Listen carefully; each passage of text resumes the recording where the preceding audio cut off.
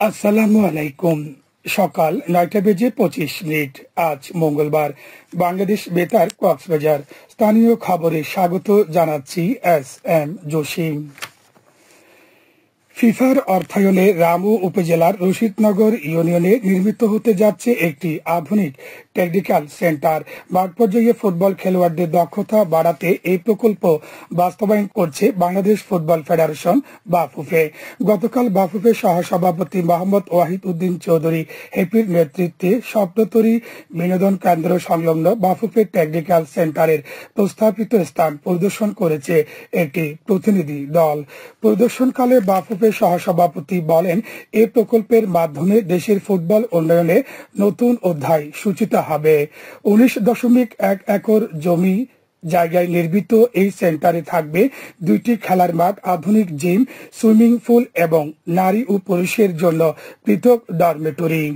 এ সময় প্রতিনিধি দলের সাথে বাংলাদেশ ফুটবল ফেডারেশন এর অ্যাসিস্ট্যান্ট প্রজেক্ট ম্যানেজার, রামু উপজেলা সহকারী কমিশনার ভূমি, জেলা ক্রীড়া কর্মকর্তা সহ জেলা ক্রীড়া সংস্থার সাবেক কর্মকর্তা ও খেলোয়াড়রা উপস্থিত ছিলেন। পরে বাফুফের প্রতিনিধি দল বীরশ্রেষ্ঠ রুহুল আমিন স্টেডিয়াম পরিদর্শন করে। কক্সবাজারে 4টি দেশীয় তৈরি অস্ত্রসহ অস্ত্র বহনকারী 2 জনকে আটক করেছে পুলিশ। আটককৃতরা হল মহেশখালী পৌরসভার উত্তর ঘোনারপাড়া এলাকার মোহাম্মদ জকরিয়ার ছেলে ইকবাল হোসেন ফয়সাল এবং ছোট মহেশখালী ইউনিয়নের লম্বাঘোনা এলাকার মোহাম্মদ আবুল কালামের ছেলে মোহাম্মদ আরমান হোসেন।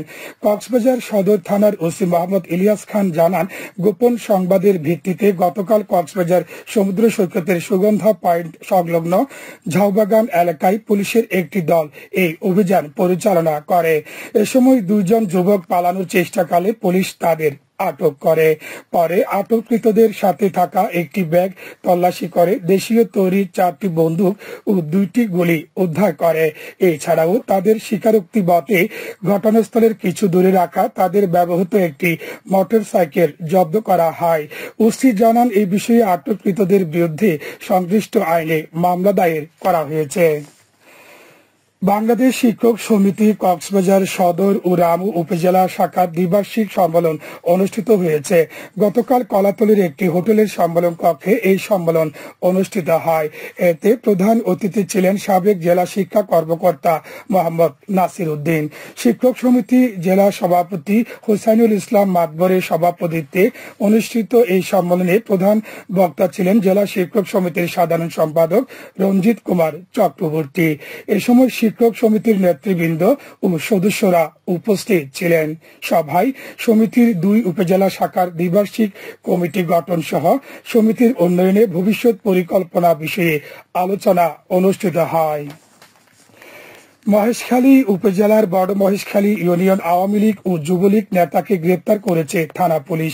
মহেশখালী থানা পুলিশের একটি দল গতকাল রাতে বড় মহেশখালীর ফকিরাগোনা এলাকায় অভিযান চালিয়ে 8 নম্বর ওয়ার্ড আওয়ামী লীগের সাধারণ সম্পাদক দিদারুল আলম বাদশাহ তার নিজ বাড়ি থেকে গ্রেপ্তার করে।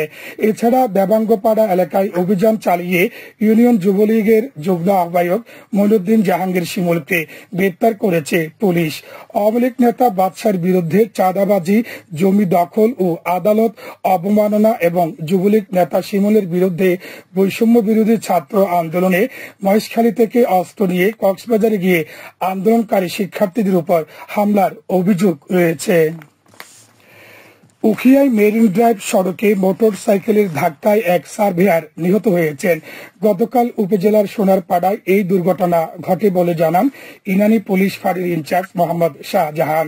নিহত মোহাম্মদ সুজামিয়া গাইবান্ধা জেলার সুন্দরগঞ্জ উপজেলার দক্ষিণ মরুয়াদহ এলাকার মৃত মেহেরুদ্দিন এর ছেলে। কক্সবাজার টেকনা মেরিন ড্রাইভ রক্ষণাবেক্ষণের দায়িত্বে থাকা রামু উপজেলার হিমছড়ি এলাকায় সেনাবাহিনীর ইসিবি ক্যাম্পের অধীনে একজন ভূমি পরিমাপক হিসেবে তিনি কর্মরত ছিলেন। স্থানীয়রা জানান, দুর্ঘটনার সময় তিনি ভূমি পরিমাপের কাজ করছিলেন।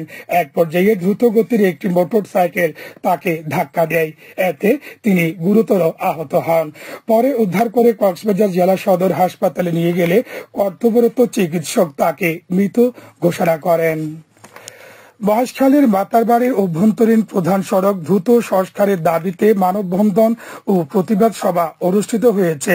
মহেশখালী জনসুরক্ষা মঞ্চ ও উপকূল সুরক্ষা ফাউন্ডেশনের আয়োজনে গতকাল মাতারবাড়ি পুরান বাজারে এই মানববন্ধন ও প্রতিবাদ সভা অনুষ্ঠিত হয়। মহেশখালী জনসুরক্ষা মঞ্চ এর সভাপতি নূর মোহাম্মদ এর সভাপতিত্বে এই সময় সংগঠনের নেতৃবৃন্দ সহ সংশ্লিষ্টরা বক্তব্য রাখেন। মানববন্ধন ও প্রতিবাদ সভায় বক্তারা মাতারবাড়ির রাজঘাট থেকে সাইবার ডেল ও মকডেল পর্যন্ত অভ্যন্তরীণ প্রধান সড়কটি দ্রুত সংস্কারের দাবি জানান। আবহাওয়া এখন জানিয়ে দিচ্ছি বাঁকখালী নদীর মোহনা ও সংলগ্ন এলাকার সামুদ্রিক জোয়ার ভাটার সময়সূচি। আজ ভাটা শুরু হবে বেলা 11:26 চলবে বিকেল 5:40 পর্যন্ত। সবশেষে পর্যটক বার্তা। পর্যটন নগরী কক্সবাজারে আগত ভ্রমণ পিয়াসুদের সাগরের পানিতে নামার পূর্বে সাবধানতা অবলম্বন করার জন্য অনুরোধ করা হচ্ছে। যারা সাঁতারে দক্ষ নন তাদের পানিতে বেশি দূর যাওয়া উচিত নয়। ভাটার সময় স্রোতের সাগরমুখী টান প্রবল হওয়ায় সাগরের গভীরে ভেসে যাওয়া এমনকি প্রাণহানির আশঙ্কা থাকে। সেই সাথে পর্যটকদের স্বাস্থ্যবিধি মেনে চলার পরামর্শ দেওয়া হচ্ছে। খবর শেষ হলো। আমাদের পরবর্তী খবর প্রচারিত হবে আজ দুপুর 2:55